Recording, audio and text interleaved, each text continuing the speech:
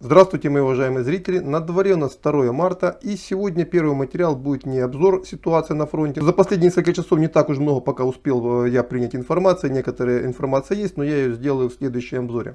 Сегодня я хочу дальше так делать, утренние обзоры делать о том, что происходит вокруг конфликта на Украине. И одним из важнейших моментов является вопрос, а какие страны мира поддержали Россию в этом вопросе, а какие нет. Потому что этот вопрос на самом деле для Украины краеугольный. Да и не только для Украины, для России он не менее важен, безусловно. Потому что в Украине почему-то бытует мнение, что весь мир с нами.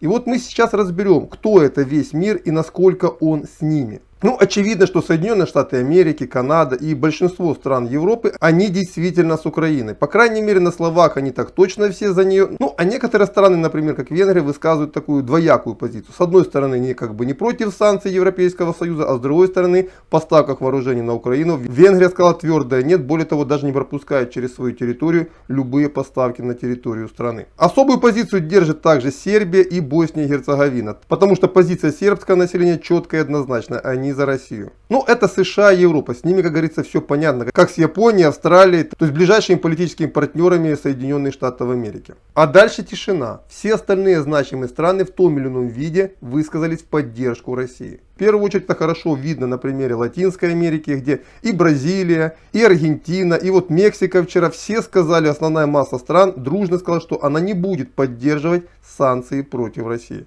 Понятно, что кроме Колумбии, еще некоторых стран, но основные страны региона, экономически развитые, сказали, что они не будут поддерживать санкции против России. А еще такую же позицию высказала и ЮАР. Единственная страна в Африке, которая имеет какой-то политический вес. Забыл, еще и Египет. Он тоже против. Ну, понятно почему. Потому что Египет прекрасно понимает, что если он скажет за, то российские туристы в Египет не приедут. А еще Турция сказала, что она против санкций против России. И, соответственно, все страны, которые ориентируются на Турцию, они тоже против. Даже позиция Израиля в этом вопросе выглядит очень и очень двояко. Израиль очень не хочет ссориться с Россией, и видно, что он маневрировать будет до самого последнего момента. И настоящим ножом в спину для украинского руководства стало убийство израильского гражданина украинскими националистами при попытке его эвакуации. Напомню, его так называемая самооборона спутала с кадыровцами, ну и соответственно пристрелила как российского диверсанта. Ну и также все страны Ближнего Востока, по-моему, из значимых никто не высказался за санкции против России. Объединенные Арабские Эмираты были против.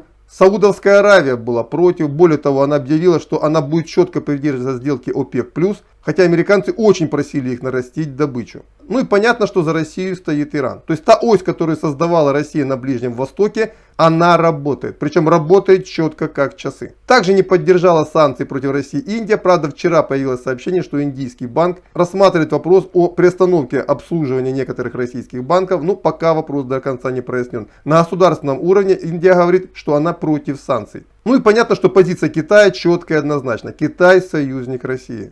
Но еще более интересная ситуация сложилась на постсоветском пространстве. Ну, с странами Балтии понятно, там все однозначно и понятно, они, конечно, за. А вот с остальными далеко не все. Ладно бы там страны, которые входят в Евразийский экономический союз, ДКБ, все они дружно поддержали Россию. Но ведь санкции против России не поддержали две страны, на которые Украина очень рассчитывала. Это Молдавия и даже Грузия. Даже Грузия не поддержала Украину в объявлении санкций против России. А еще Молдавия, в которой, напомню, сегодня проевропейское правительство.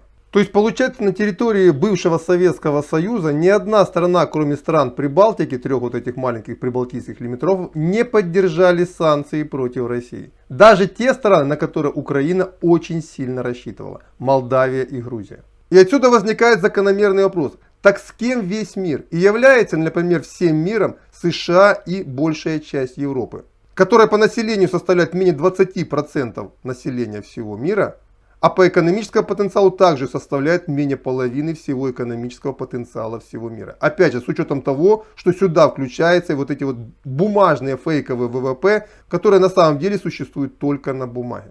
То есть мы видим, что на дипломатическом фронте Россия к войне очень хорошо подготовилась. Ее союзы и ее союзники работают. А еще это говорит о том, что все страны мира прекрасно понимают, какая борьба сегодня развернулась на Украине. Это не борьба Украины и России, нет, конечно. Это борьба Соединенных Штатов Америки и России и Китая за разрушение того мира, где англосаксонские страны являются лидерами. Ну и понятно, почему большинство стран мира, которые не входят в вот этот европейский и североамериканский блок, желает в этой войне победы Китаю и России. То есть я на самом деле вынужден разочаровать господина Зеленского и украинских националистов, которые считают, что весь мир с нами. Далеко не весь мир с вами, наоборот, большая часть мира как раз не с вами. Не с вами даже Молдавия и Грузия. Вот это то, что я хотел сказать в этом выпуске. На этом мне по этой теме пока все. До свидания. Ждите обзора ситуации на фронтах. Я думаю, он выйдет где-то в районе полудня, часа дня. Ну и до новых встреч.